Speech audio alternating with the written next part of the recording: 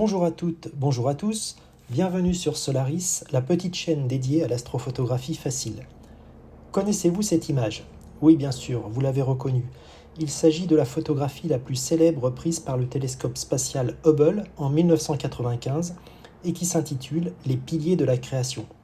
On y observe 3 colonnes principales ou piliers principaux de poussière interstellaire au sommet desquels se produirait la formation de nouvelles étoiles. D'où son nom, les piliers de la création.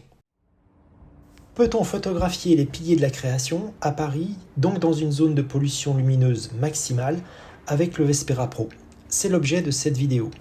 Je vous rappelle que j'effectue ces photographies de mon appartement situé au sud de Paris, sur mon balcon orienté sud-ouest.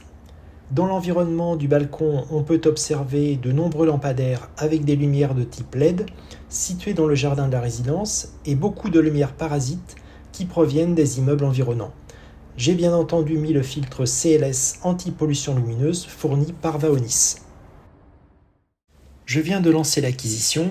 Comme vous pouvez le voir sur la capture d'écran de mon iPhone, le Vespera Pro pointe en direction de la nébuleuse de l'Aigle. En effet, les piliers de la création sont situés au sein de cette nébuleuse à émission, la nébuleuse de l'Aigle, elle-même située dans la constellation du Serpent.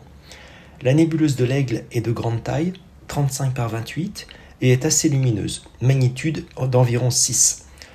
Au démarrage de l'acquisition, après 1 minute de pause, l'empilement des premières photos ne révèle pas grand-chose. On ne voit pas les contours de la nébuleuse et encore moins les piliers. Par contre, l'amas ouvert situé à l'intérieur de la nébuleuse, qui comporte une quinzaine de jeunes étoiles nées dans la zone centrale de la nébuleuse, est déjà visible. En particulier, on peut observer un doublet d'étoiles plus brillantes au centre. J'ai accéléré l'acquisition et l'on se retrouve après 28 minutes de pause, ce qui correspond à l'empilement d'environ 170 photos de 10 secondes.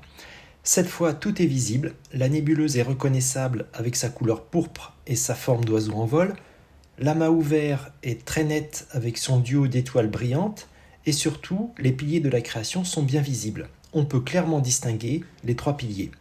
Le bruit de fond occasionné par la pollution lumineuse est très limité et n'empêche pas la production d'une photo bien résolutive. J'ai choisi le temps de pause total de 30 minutes proposé par le logiciel pour cette nébuleuse. Attendez donc la fin des 30 minutes pour pouvoir visualiser la photo finale plein format à la taille du capteur. Les piliers de la création seront identifiés dans un cercle jaune.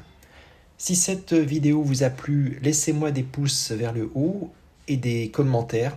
Et surtout, abonnez-vous à ma chaîne pour être averti des prochaines vidéos. À bientôt sur Solaris.